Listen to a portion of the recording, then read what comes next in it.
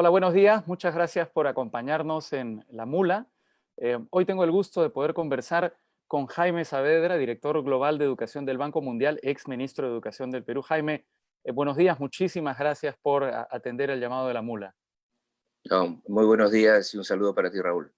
Y sobre todo, muchas gracias por hacerse un tiempo para atendernos en medio de su agenda que se ha visto incluso más sobrecargada, me imagino, desde la irrupción del coronavirus, ¿verdad? Sí, han sido meses bastante complicados, ¿no? Es el reto global que estamos viviendo, es histórico, son momentos extraordinarios para todos. Y bueno, desde el punto de vista, ¿no? de las necesidades de los países para poder enfrentar esta crisis, desde el punto de vista, desde todo punto de vista, incluyendo el punto de vista de la educación, que es el tema, digamos, en el cual estamos involucrados en el banco, en el Banco Mundial. Sí, efectivamente, como tú dices, han sido meses bastante complicados y creo que van a seguir siendo meses bastante retadores. Usted me ha contado, no sé si es una infidencia decir que hay 15.000 personas del Banco Mundial teletrabajando en estos mismos momentos desde sus casas. ¿Cómo se hace para monitorear la situación de la educación y para tratar de contribuir a que la educación no se desgaste por la pandemia desde el teletrabajo? Mira, es complicado, pero como que todos nos hemos tenido que acostumbrar a una nueva forma de interactuar, tanto desde el punto de vista laboral como desde el punto de vista familiar, digamos acá sin anestesia, ¿no? Ahora, para el Banco Mundial no era menos complicado desde el punto de vista que es una institución global, tiene oficinas en todas partes del mundo, entonces había mucha comunicación por videoconferencia y por medios digitales, entonces digamos no era algo que tú nunca hacías. Lo que no hacías era hacerlo todo el día, ¿no? Ujú. Normalmente tenías muchas reuniones presenciales, viajabas mucho a los países, ¿no? Para conversar con las autoridades, ¿no? Para avanzar los proyectos en los países. A mí me fascinaba, yo he tenido una suerte inmensa realmente durante estos más de 3 años, casi 3 años y medio, ¿no? De visitar muchísimos países y de ir a las escuelas y de interactuar con los chicos, ¿no? Con los maestros, y con las autoridades, ¿no? Y eso te da realmente el estar, ir a visitar un colegio y estar en un aula o estar en una universidad, realmente te da una impresión, un entendimiento mucho mayor de cuáles son los retos, ¿no? Esa Ah, es la parte que ya no puedes hacer, ¿no? y supongo que Pero es la que más extraña también. es la que más definitivamente se más extraña, digamos, ir a un colegio y visitar en un colegio donde sea, ¿no? En Nigeria, en Vietnam, en Colombia, eso te da una energía inmensa, ¿no? Y ver los retos que están, cómo los profesores están enfrentando las cosas, los retos que tienen los directores de las escuelas, conversar con los chicos, ¿no? Eso es algo fantástico, ¿no? Y eso es una suerte maravillosa que he tenido, y bueno, que tengo, pero que lamentablemente esa parte sí se ha interrumpido, ¿no? Y como tú decías, son casi 15.000 personas trabajando desde sus casas, donde estén en el mundo, y interactuando con las autoridades, a veces con maestros, ¿no? Así como lo estamos haciendo ahora, ¿no? Y claro, no es lo mismo, pero no nos queda otra ahora, ¿no? Y es una adaptación complicada, pero es como se está adaptando a todo el planeta, ¿no? Usted ha dicho que estamos ante una de las crisis más grandes que ha vivido el sistema educativo mundial, la crisis del COVID-19. ¿Qué implica esta crisis en estos momentos? Mira, yo creo que estos son momentos absolutamente extraordinarios. Yo no creo que los últimos 100 años, por decir un número, probablemente desde la Segunda Guerra Mundial, uno puede haber visto una crisis tan grande y un shock tan grande en los sistemas educativos. Eh, son, para tener una idea, ¿no? Tienes súbitamente, a partir de comienzos de marzo, empezando algunos países del este asiático y luego países europeos y luego a todo el mundo, en menos de un mes tuviste que todas las aulas del planeta se cerraron, ¿no? Y en las escuelas, en los institutos técnicos, en las universidades. En el momento pico, en mediados de abril, tenías 1.600 millones de chicos que debían estar en la escuela y que estaban en sus casas, ¿no? Eso es más del 20% de la población mundial, ¿no? Que cambió, digamos, y simplemente de un conjunto de actividades que afectan a ese 20% de la población simplemente desapareció y se fueron a sus casas. Nunca hemos vivido eso. Eh, Siempre han habido interrupciones en los países en términos de cierre de las escuelas, alguna vez por una huelga, por un problema político, eso ha pasado. alguna vez en algún país. Nunca había pasado simultáneamente, ¿no? En 160 países que cerraron sistemas educativos.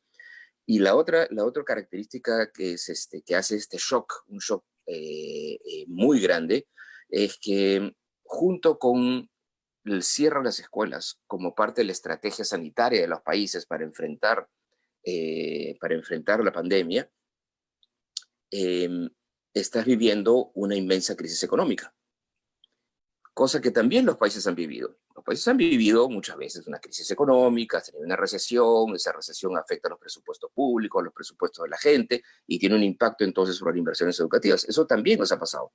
Pero nunca se habían pasado las dos cosas al mismo tiempo. Cierre de escuelas largos por algún fenómeno natural, por algún shock externo, y luego tú dices, bueno, ahora entonces voy a tener que invertir más, Mm. no tengo que recuperarme. Bueno, justo encima de eso tienes una recesión profunda. Y tercero, a lo largo de todo el mundo.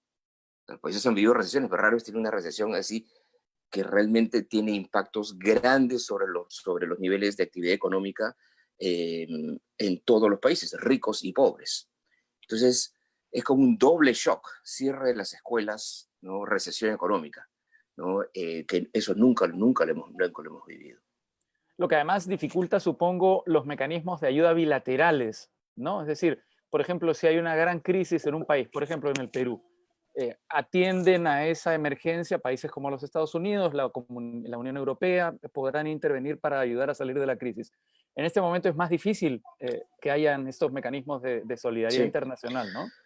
Mira, o sea, sí, no es que eso sea cortado, el Banco Mundial mismo ha tenido y tuvo que hacer más de 60 operaciones de emergencia durante los últimos 3 meses, digamos, entre los 3 meses empezando en marzo.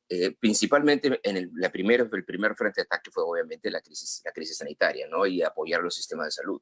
Nunca el banco había desarrollado 60 operaciones nuevas en menos de 3 meses, ¿no? Las operaciones a veces las operaciones financieras, ¿no? De apoyo financiero a los países demoran, son complejas, ¿no? Implican procesos de negociación con los países y pueden tomar un año fácilmente en negociar una operación. Bueno, aquí se hicieron en 3 meses 60, ¿no? Flujos de dinero bastante altos. Ahora eso está continuando con apoyo en los sistemas de protección social, para los programas de transferencia de dinero que muchos países están haciendo, y luego ahora sí ya se está transformando en apoyo a lo que es más bien programas de apoyo al empleo, ¿no? De tratar de apoyar a que las cadenas de pago en los países no se quiebren, apoyar a los sistemas educativos. Eso digamos, está fluyendo. Sin embargo, eh, si miramos lo que va a pasar en los próximos 2 años, efectivamente, como tú dices, puede haber un impacto en los presupuestos que los países de la OSCE, los países más ricos, pueden destinar a la ayuda internacional.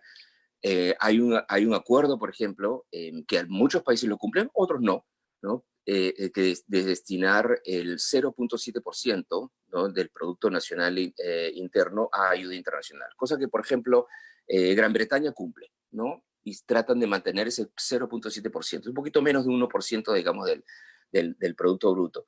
Pero bueno, pero ahora ese va a ser un 0,7% de una torta más chiquita, Claro. ¿no? Entonces, desde el punto, así como yo te decía que eso es un shock doble a los sistemas educativos, el cierre de las escuelas y la recesión económica, desde el punto de vista financiero, es potencialmente un shock triple. Mm. ¿Por qué? Porque los presupuestos de los sectores públicos van a hacerse muy presionados, ¿no? Estamos ya teniendo déficits fiscales en la mayor parte de países. Eh, los presupuestos de las familias, ¿no? Por la recesión se van a ver perjudicados, y el reducirse el presupuesto de las familias, el ingreso disponible para destinarlo a pagos en las universidades, a comprar los materiales que los chicos necesitan para ir a la escuela, o la necesidad de que los chicos trabajen en los hogares más pobres, a aumentar. Entonces, la reducción de los presupuestos familiares tiene un impacto sobre la Sí. educación. Y tercero, es el impacto que tú mencionas, ¿no? De la potencial ayuda externa, que también va a tener va a verse potencialmente disminuida. Entonces, desde el punto de vista financiero, tienes tres mecanismos a través de los cuales los sistemas educativos potencialmente pueden verse afectados, ¿no? Esto, Ahora, como te digo, en ese sentido es extraordinario, ¿no? supongo que también al modificarse los presupuestos familiares, al caer los presupuestos familiares, se aumentará la presión sobre los sistemas nacionales de educación. Es decir, muchas familias tendrán que sacar a sus hijos de los colegios privados en donde los tienen para que ingresen a colegios estatales, ¿no? Ujú. Mira, desde el punto de vista del acceso nos preocupan dos cosas. Uno es que efectivamente las tasas de deserción, y eso se ha visto en otras crisis económicas, las tasas de deserción aumentan, particularmente en los chicos de secundaria, más en los países de ingreso medio e ingreso bajo, más entre las niñas que entre los niños. La simulación que nosotros tenemos con las últimas proyecciones del Fondo Monetario y del Banco Mundial acerca del impacto sobre los niveles de actividad económica, con las últimas proyecciones que tenemos, que si se revisan, probablemente se revisen a la baja, tenemos que podían 7 millones de niños en el mundo no regresar a la escuela, en la educación básica, ¿no? Esto puede ser todavía más grave en la educación terciaria, ¿no? Entonces sí, potencialmente hay un problema, un reto grande de cómo hacer para que la deserción escolar no se incremente de manera dramática en muchos países. Otra cosa de la que se habla poco es del impacto que puede tener esta crisis educativa en la nutrición. Es decir, pueden extenderse, ya se están extendiendo los problemas de desnutrición entre la enorme franja de alumnos que consume su comida más importante del día en la escuela. En la escuela. Mira, si uno lo quiere simplificar, digamos, hay como tres grandes mecanismos a través de los cuales esta crisis extraordinaria en la que estamos viviendo puede tener un impacto sobre los sistemas educativos. Hemos mencionado dos. Uno es el potencial crecimiento de las tasas de deserción. En segundo lugar, lo que usted está diciendo, las tasas de desnutrición. Aproximadamente 350 millones de chicos reciben su principal alimento en la escuela, ¿no? Particularmente en los países más pobres. Eso súbitamente se paró.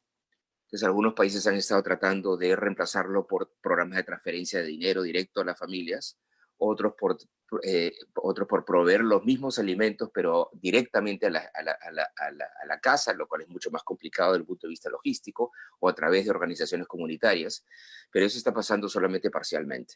Entonces, ahí ya tenemos un impacto muy fuerte sobre el bienestar de los chicos y sobre sus capacidades, ¿no?, de aprendizaje en el futuro. Y el tercer mecanismo es el aprendizaje mismo, ¿no? Claro. Tenemos tasas de deserción, desnutrición y el aprendizaje de los chicos. O sea, el hecho que no estén durante periodos largos fuera de la escuela eh, sí implica una pérdida en sus niveles de aprendizaje. Y claro, podemos conversar luego también sobre todos los mecanismos de mitigación que los países han estado tratando de implementar, ¿no? Los países no se han quedado tranquilos, Claro. están haciendo mucho para poder tratar de mitigar ese impacto negativo sobre los aprendizajes. Pero inclusive la última simulación que tenemos es que inclusive con esos intentos de mitigación a través del aprendizaje remoto, lo que nosotros esperamos es que por la reducción en los aprendizajes, a menos que tengamos una inversión muy agresiva cuando los chicos regresen a la escuela, potencialmente los chicos pueden estar perdiendo en términos de ingresos futuros, en promedio, $16,000 cada chico de esta generación, Anuales, ¿no? ¿verdad? Cada chico, perdón, anuales. Cada chico perdería $16,000, ¿no?, en el valor presente neto, Ujú. ¿no?, mirando su flujo de ingresos en el futuro. Claro, estos números van a variar mucho de país a país y entre los distintos chicos, pero en promedio son $16,000 por persona que perdería esta generación. Eso suma una pérdida de ingresos para esta generación de $10 trillones, ¿no?, Qué que es bárbaro. un número sideral. Y es interesante notar que los que están perdiendo son esta generación, o potencialmente estarían perdiendo, son esta generación, que es la misma generación que va a pagar las deudas que los países están teniendo que incurrir para poder enfrentar la pandemia. Todos los países están teniendo que incrementar su endeudamiento internacional. Eso es lo que normalmente tienes que hacer, ¿no?, cuando tienes una crisis de este tipo, ¿no? Algunos países lo pueden hacer más fácilmente, otros menos, dependiendo de su situación macroeconómica, pero te tienes que endeudar. Tienes una crisis, te endeudas. ¿Quién va a pagar esa crisis? Esta generación. Y esta es Y la generación que, si no hacemos lo correcto, se puede ver perjudicada, ¿no? cómo se corta ese círculo vicioso? Bueno, dos cosas. Uno, para empezar, los países, como te decía, no se han quedado cruzados de brazos.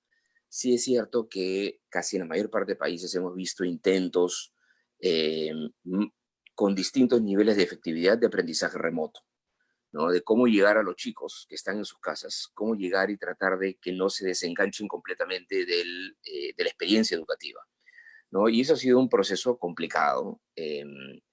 ¿Por qué? Porque otra vez diría, bueno, así como hay teletrabajo, habrá la teleeducación, ¿no? Y podemos, digamos, tratar de reemplazar la experiencia presencial en la escuela por aprendizaje online, como estamos haciendo en este momento.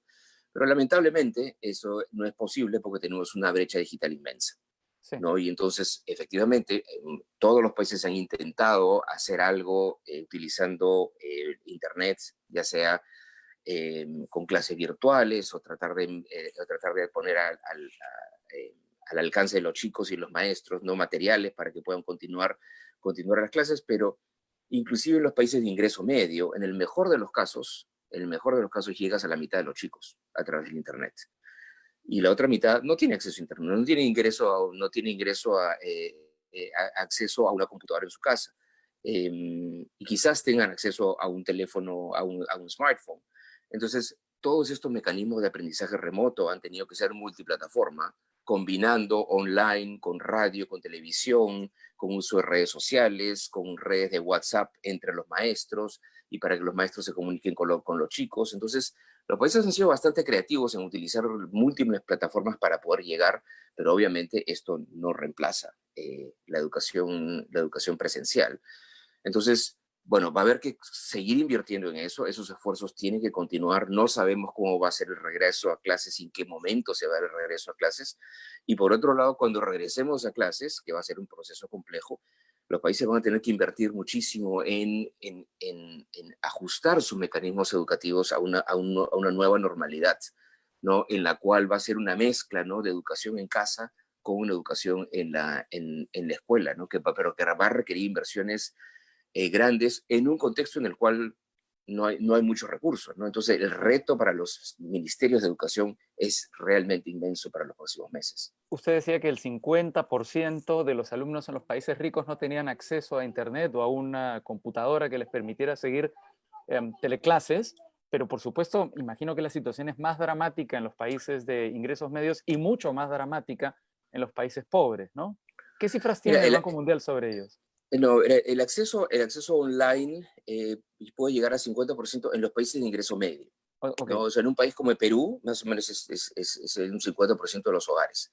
Claro, con distintos niveles de conectividad. O sea, no es lo que uno puede decir si tienes acceso a Internet y tienes una computadora, pero puedes tener un hogar en el cual hay 3 chicos y hay 2 padres de familia y hay una computadora, ¿no? Y tiene acceso a Internet, pero si tienes solamente una computadora, no es tan fácil decir, ya, entonces todos podemos acceder en línea a la educación. Entonces, hay que tomar esas cifras con pinzas, ¿no? El tener claro. acceso no implica de que tengas perfectamente todos los chicos tranquilos, su computadora para ellos mismos o su tablet para ellos mismos, con banda ancha y con un espacio para trabajar y tranquilidad en el hogar.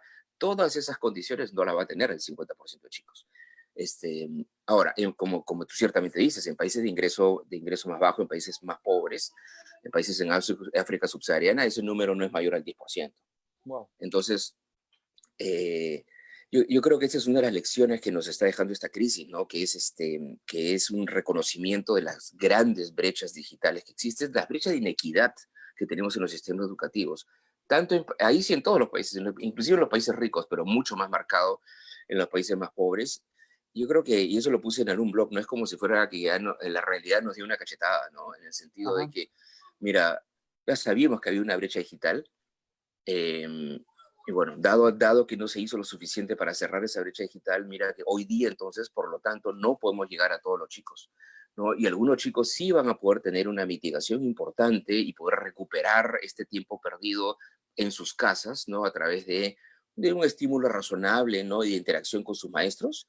Y en el extremo, otros chicos no van a ganar nada, Ujú. ¿no? Entonces, esas disparidades que ya sabíamos que existían, la desigualdad de oportunidades en los sistemas educativos ya existía, ahora es muchísimo más grande.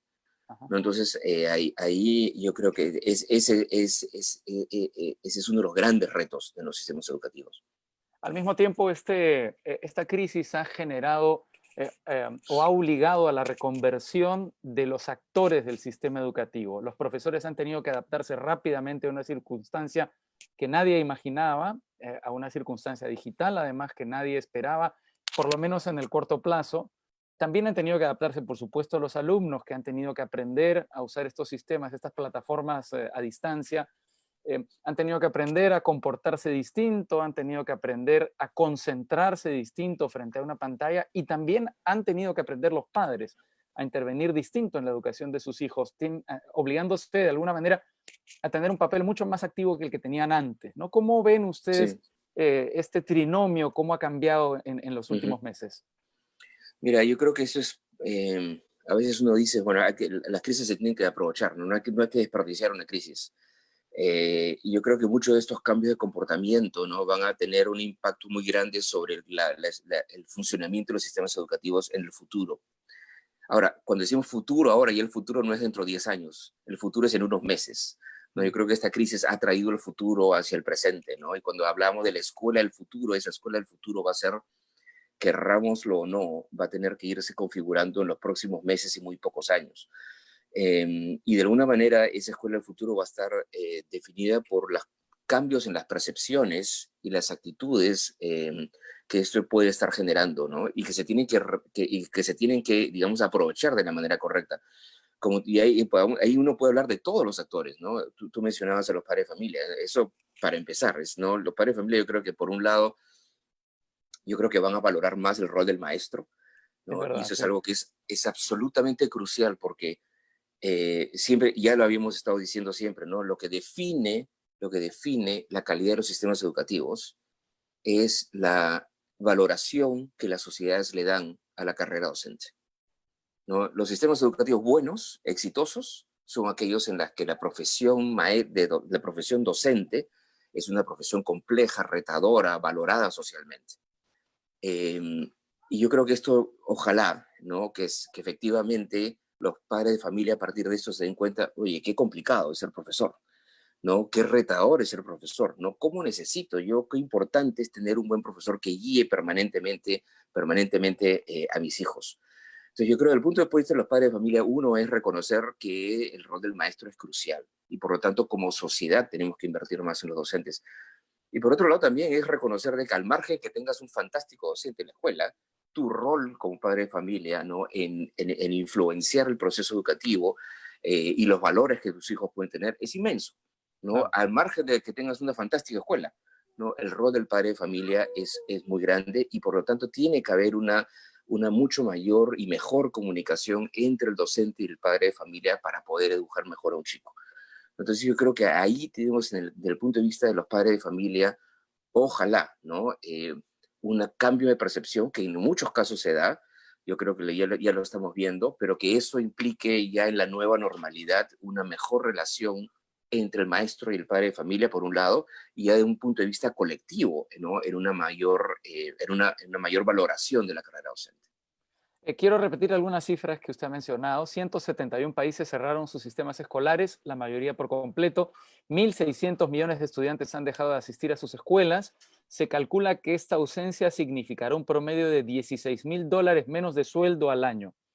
Em, No, la no, pregu- dice $16,000 menos de ingresos futuros para esta sí, generación, de ¿no? acuerdo, Es para cada uno de los chicos de esta generación. de acuerdo. ¿Estamos ante una generación perdida? ¿Podemos arriesgarnos a tener un capital humano irrecuperable?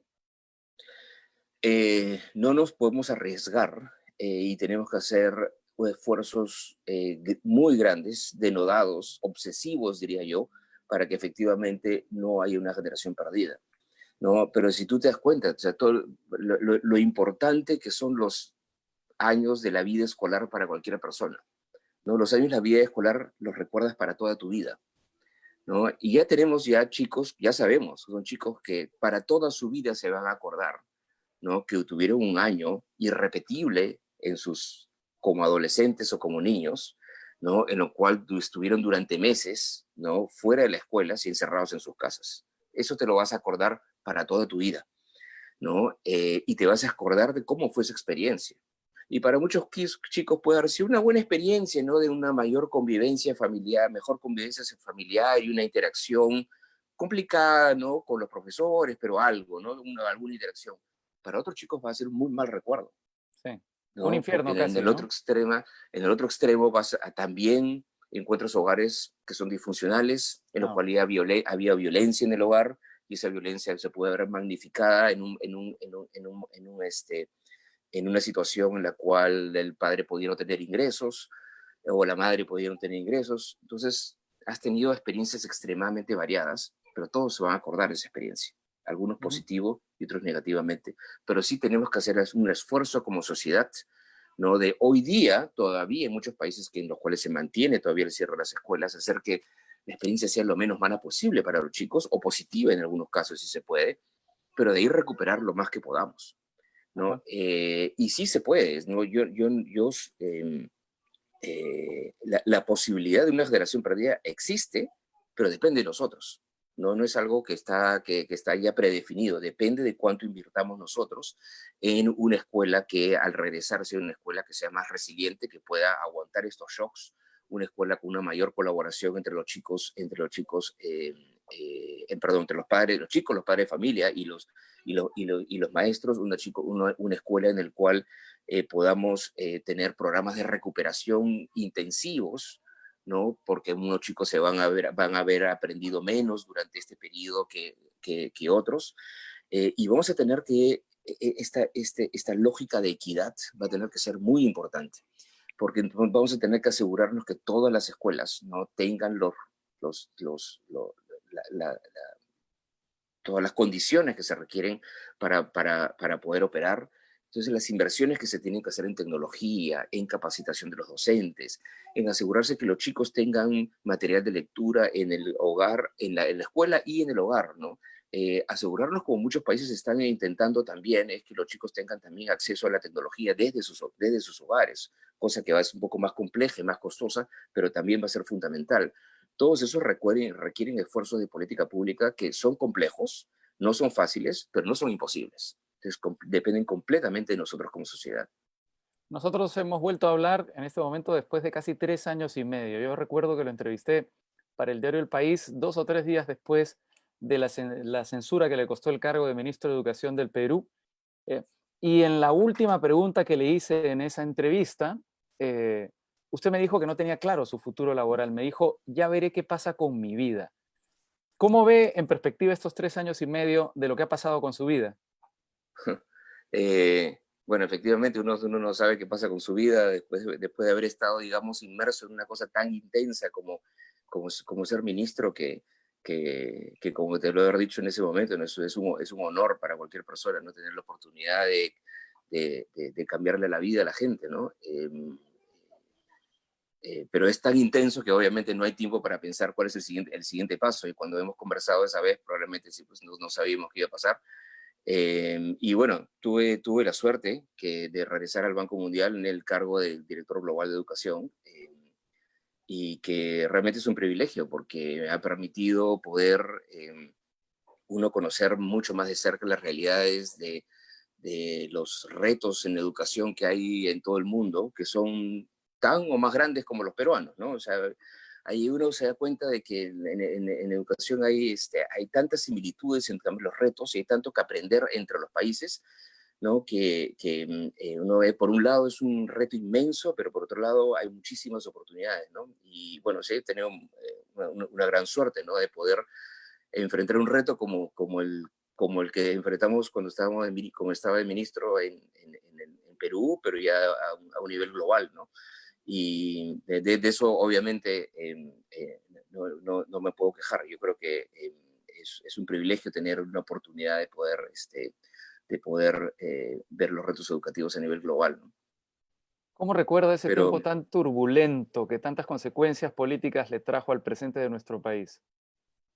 bueno, mira, efectivamente es turbulento, ¿no? Y tiene complejidades políticas, pero yo creo que es un privilegio, ¿no? Y yo he conversado, he tenido la oportunidad de conversar en estos últimos 3 años con muchos chicos peruanos estudiando afuera, eh, maestrías de administración pública, maestrías de gestión pública, maestrías de desarrollo, y realmente he visto una cantidad de chicos extremadamente talentosos, ¿no? Y con muchísima energía y con muchas ganas de contribuir al desarrollo del país, ¿no? Y a muchos de esos chicos les he dicho, mira, el servicio público, por más que efectivamente no todos siempre recordaban todas las complejidades políticas, a pesar de todas esas complejidades políticas, el servicio público es algo que te da una oportunidad, ¿no? De servir a tu país y de poder contribuir al desarrollo y de cambiar directamente la vida de la gente de una manera que a veces uno no lo entiende, sino cuando estás ahí, ¿no? Ujú.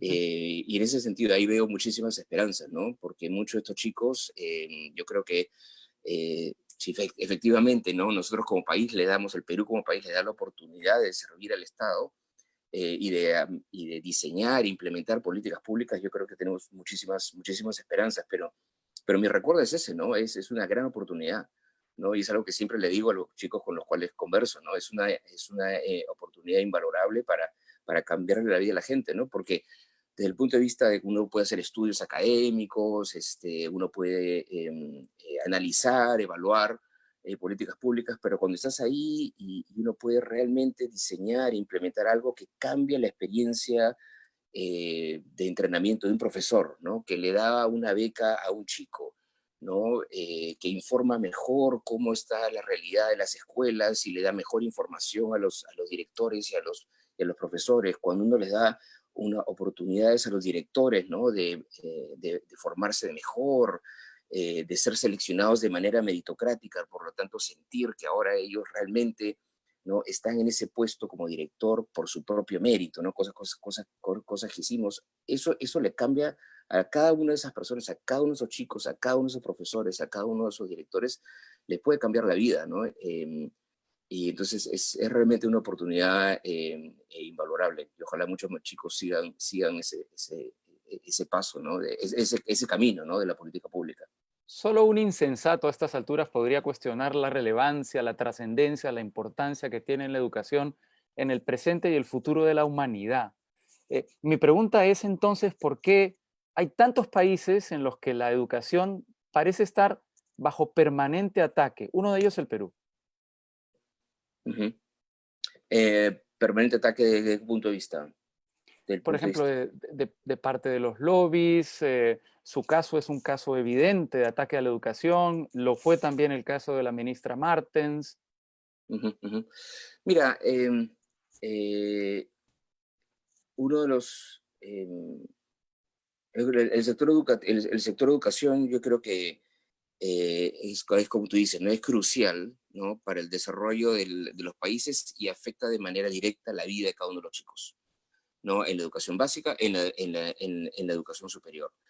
Una de las cosas que nosotros hemos visto es que con el proceso de masificación de la educación, tanto la educación básica como la educación superior, ese proceso de expansión tan grande, ¿no? De la oferta educativa, lamentablemente no siempre ha sido acompañada, ¿no? De un mantenimiento de la calidad de esa oferta, ¿no? Y eso es lo que hemos visto, en muchos casos lo hemos visto en la educación básica, ¿no? Inclusive en los sectores públicos. Lo estamos viendo, y eso es un fenómeno que se ve en el Perú y que se ve en muchos países, ¿no? En los últimos 20 años, ¿no? Una explosión por ejemplo, en la matrícula de la educación terciaria, en la matrícula universitaria, pero esa explosión no necesariamente ha sido con la calidad adecuada. Entonces, efectivamente, ahí han entrado muchísimos operadores privados en la educación terciaria y eso ha pasado en toda parte del mundo. Ha pasado en Perú, ha pasado en la India, ha pasado o sea, en Asia del Sur, en África, en América Latina, expansiones muy grandes con ofertas educativas muy variadas, unas de muy mala calidad, ¿no? Y esas ofertas de mala calidad se tienen que regular, ¿no? Se tienen que regular y requieren que los sistemas públicos, ¿no? Apoyen a los sistemas educativos y regulen los sistemas educativos. En ese proceso de regulación de los sistemas educativos, tienes ganadores y tienes perdedores. y los perdedores, y eso pasa en todas partes del mundo, van a tratar de defenderse. Entonces, las reformas educativas, ¿no? Y en particular la reforma de educación terciaria, es un típico ejemplo de economía política, ¿no? En el cual tienes reformas educativas en las cuales tratas de mejorar la calidad y por lo tanto regulas y tratas de decir que todo el mundo tiene que tener estándares mínimos de calidad, tienes que mejorar los procesos de licenciamiento, de acreditación de las universidades, y eso es en beneficio de todos los jóvenes, ¿no? Entonces tienes millones de jóvenes que se pueden beneficiar, pero normalmente tienes grupos más pequeños de operadores privados, en unos casos públicos también, ¿no? En el cual le estás pidiendo estándares distintos y no quieren necesariamente cumplir con esos estándares, con esos mejores estándares. Y ahí tienes un clash de economía política y Ajá. va a haber reacciones políticas que hay que enfrentar. Entonces, eso no es algo raro, eso es algo natural, lo cual no implica que sea bueno, Claro. ¿no? Es más, puede ser muy malo desde el punto de vista del bienestar de los jóvenes, pero es parte de los procesos, es parte ya no solamente de los procesos técnicos de reforma educativa, sino parte de los procesos políticos de reforma educativa que todos los países tienen que enfrentar.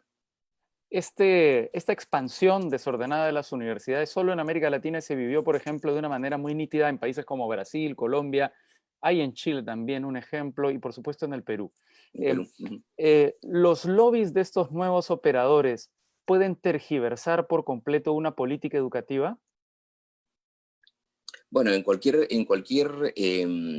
proceso de reforma, los ves en los procesos de reforma comercial, los ves en los procesos de reforma educativa, digamos, como te decía, hay ganadores y perdedores, ¿no? Y quienes pueden verse afectados van a utilizar cualquier mecanismo para tratar de defenderse de un punto de vista político, ¿no? Y eso puede pasar, los distintos países se va a dar de distintas maneras, ¿no? Ujú. Pero sí, efectivamente, eso pasa en todos los procesos de reforma, ¿no?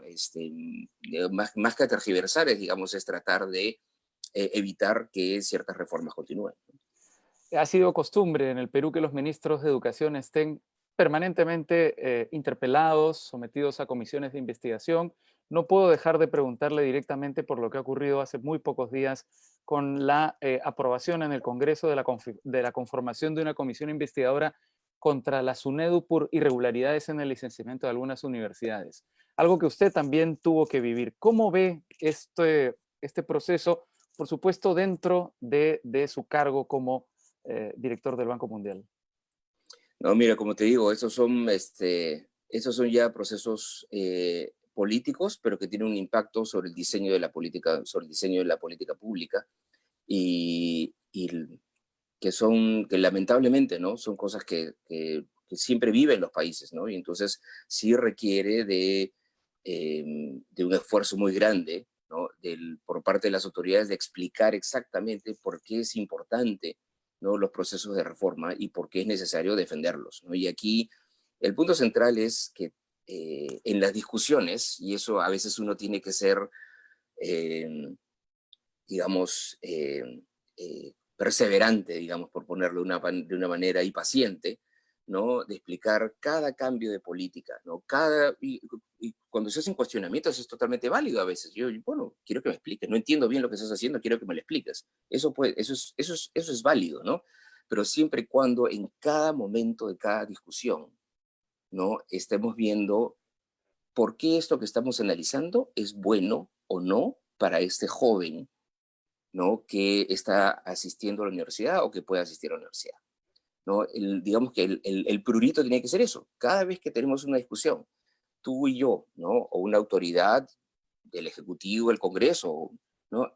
Ok, ¿en qué medida esto que estamos hablando tiene un impacto positivo o no sobre la calidad de la educación que va a recibir un chico?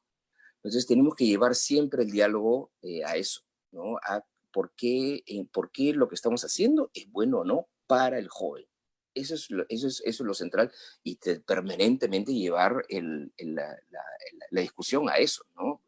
¿Esto es bueno para el joven o no? Ujú. ¿No? Ese es el punto central, ¿no?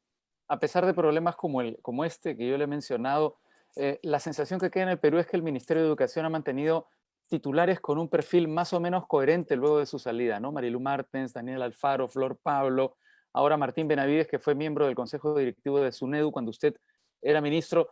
por supuesto, Sí. dentro de los matices que corresponde a cada personalidad, tienen una visión más o menos similar de hacia dónde tiene que apuntar el ministerio, ¿verdad? Mm. Yo creo que la SUNEDU es un éxito en el sentido de que se ha mantenido esa reforma, ¿no? Esta es una reforma que, como tú dices, ¿no? Desde el punto de vista de las presiones políticas, ha tenido presiones políticas desde el día uno, o sea, ni siquiera desde el día uno, antes de nacer esta política. O sea, recuerda que pasar la ley universitaria no fue fácil, ¿no? Y todavía era un ejecutivo que, digamos, que tenía un congreso con el cual podía trabajar, que no tenía una mayoría absoluta, pero tenía una mayoría relativa, trabajando en alianzas con otros partidos. A pesar de eso, la ley universitaria solamente, recuerda, se pasó solamente con 10 votos de diferencia, ¿no? Y hubieron muchísimas presiones para que esa ley no pasara, ¿no? Presiones que vivimos nosotros. Una vez que esa ley pasó, fueron al Poder Judicial, Tribunal Constitucional, el Congreso. O sea, durante los siguientes 2 años, mientras la SUNEDU se formaba, Constituida. digamos, Ujú. como se constituía, hubieron múltiples ataques. O sea, desactivar la ANR para crear la SUNEDU fue muy difícil, ¿no? O sea, las presiones fueron constantes antes, durante, después. Y luego la SUNEDU continuó a pesar de todas las presiones. Y yo creo que sí es un éxito y se ve como un éxito desde el punto de vista de reformas educativas a nivel de América Latina, porque efectivamente, ¿no? Se creó de la nada, se creó la SUNEDU, se empezó, o sea, no había nada, había un papel que decía SUNEDU, se crea la SUNEDU y se empezó de la nada. Había que establecer técnicamente niveles, estándares mínimos de calidad, cosa que técnica es un proceso complejo desde el punto de vista técnico. Se hizo. Había que pasar el filtro a todas las universidades y ver quiénes se licenciaban y quiénes no. Y efectivamente se les denegó la licencia a algunas, se cerraron universidades, se empezó el proceso de cierre de universidades a pesar de todas las complejidades políticas. Entonces, en ese sentido, eso ha sido un éxito, ¿no? Esto realmente ha sido un éxito. Ahora, y justo la SUNEDO ya estaba trabajando en la siguiente ola de licenciamiento con estándares de calidad más exigentes, Ujú. ¿no? Que es lo correcto. Los estándares de calidad que se pusieron al comienzo no eran tan altos, ¿no? Ahora van a tener que ser un poquito más altos. Entonces, ese proceso yo creo que ha sido un éxito de política pública, ¿no? Y Ujú. bueno, sigue enfrentando efectivamente complejidades, pero bueno, esperemos que sea una de las reformas que continúa, ¿no? Yo creo que esta reforma ya tiene como 5 años, y yo creo que el hecho que haya cerrado algunas universidades, el hecho que algunas universidades no hayan abierto algunas filiales, porque han dicho, sí, pues efectivamente, si abro esta nueva filial, no voy a pasar los estándares de calidad que me está pidiendo la SUNEDO, entonces mejor no la abro. Eso es un éxito también, porque era una potencial estafa que ya no se dio, porque Claro. tenías ese sistema regulatorio. Entonces, todo eso sí es un éxito, ¿no? Claro, es una complejidad, chicos que se han quedado en la nada, ¿no? Los chicos que se han quedado, que tienen que buscar otra universidad. O sea, hay que lidiar con ese tema, y es un tema complejo. Hay muchos chicos que se van a haber visto perjudicados por esto, ¿no? Por esa estafa en la cual incurrieron, ¿no? Pero a pesar de todas esas complejidades, esa es una reforma, digamos, que se ha podido seguir adelante, se ha podido continuar, ha seguido adelante, y esperemos que como sociedad continúe, ¿no? Un proceso de mejora en la calidad universitaria. Jaime, muchísimas gracias por esta conversación. Muchísimas gracias además por, ya lo repito, darse un tiempo en este tiempo especialmente crucial para la educación mundial y nacional y peruana. Le mando un gran saludo. No, muchísimas gracias por la oportunidad, Raúl. Un abrazo para ti. Y muchos saludos también a los amigos y las amigas de la Mula. Nos volvemos a encontrar en cualquier momento. Permiso.